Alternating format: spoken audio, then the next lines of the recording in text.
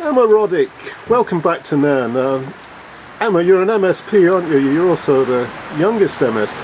Yes, yeah. And you were in Nairn today. You were seeing wheels in Nairn. Yeah, it was cracking. Having come from the ambulance service, it's great to see a community-led initiative to help people get from rural Nairnshire into Nairn or out to Dr. Gray's or Raigmore and see that working in practice. I think they're doing really well they just started up, 3 months ago? Yeah, and I think, as John was saying, they have a website and a social media presence, I think. Yes, yeah. And I think that's good in that it means that they're getting community support, which is vital, but at the same time I think a lot of their users, John was saying, are not maybe as tuned into social media as you or I might be, so it'll be good as well to make sure that the newspaper continues to support them and that they hopefully manage to get out and do some leaflet drops at some point. I think people forget there's still a need for conventional media, isn't there? Posters and all that kind of stuff that used to happen. Just not everybody is out there 24/7 looking at Nairn rocks or whatever. No, they're not, imagine. But it's a difficult balance to strike because you don't want people to think that you're accusing them of not being able to go online, but there are still a lot of people across the country who just don't want to log on to Facebook, they don't want to sign up for a Twitter account, and they're quite happy to read the paper in the morning. Yeah.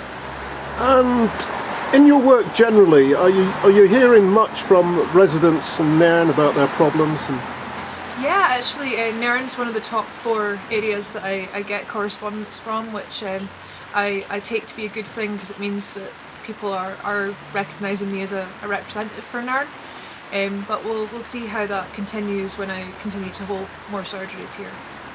And what are the themes that are emerging? Some people are in severe difficulties, aren't they? Yes, I'd actually hoped to meet with CAB in Nairn today, and it's not been possible, but I'll be coming back shortly to speak to them because I think a lot of people are going to be really struggling this winter.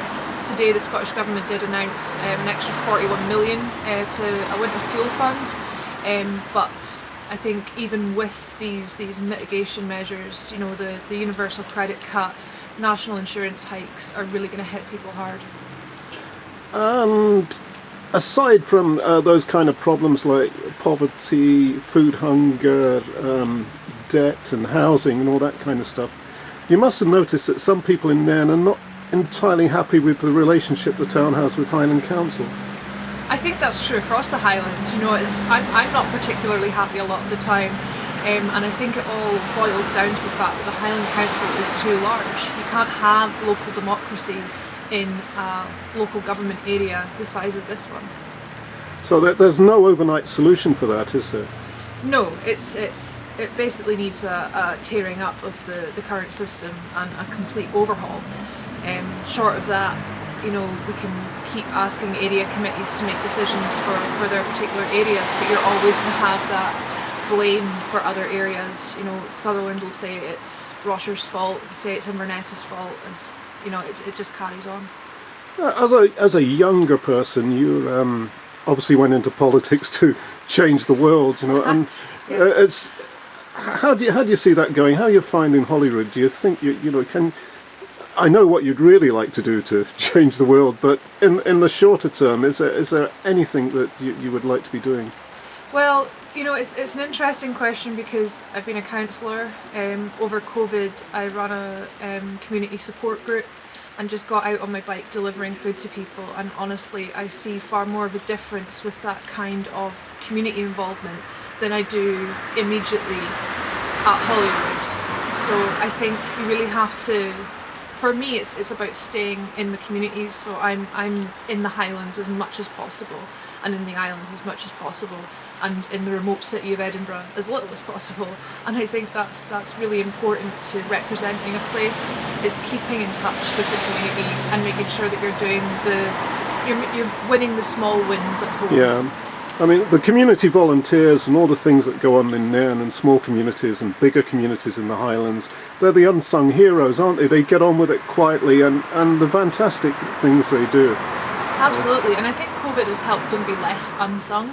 We're appreciating community initiatives more. we're shouting about them a lot more, and that's a really good thing. Not only because it gives these volunteers the recognition that they deserve, but because it allows people to hear about what's going on and what's open to them. And in terms of community engagement in politics, would you encourage younger people to get involved in any way possible?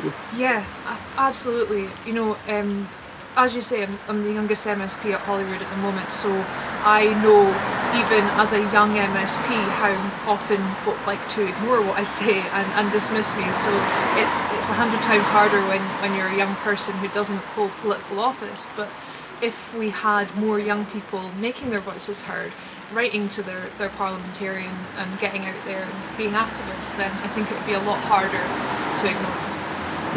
A lot of younger people and younger families, they're very busy with life, really, aren't they, to notice some of the things that are going on and you know, to understand and pay attention to the backgrounds going on. Would you urge them to, you know, just have a wee look at some of the things that are going on and make their voice heard?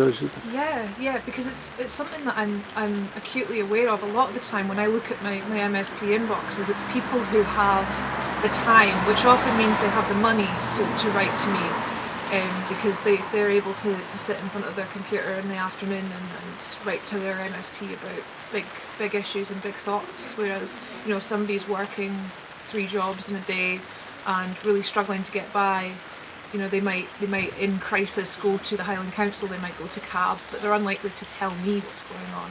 So I think if you want to see real big change made, then do let your politicians know what it is that you're facing. So whatever your political flavour, your background, you'd say get in touch with your MSP if you've got an issue. Yeah, it's just so important that we know what's going on. Yeah. Well, thanks, Emma, and I look forward to seeing you again in Nairn. So absolutely. All the best. I hope the buses are running as they should when you go back to Inverness today. Cheers.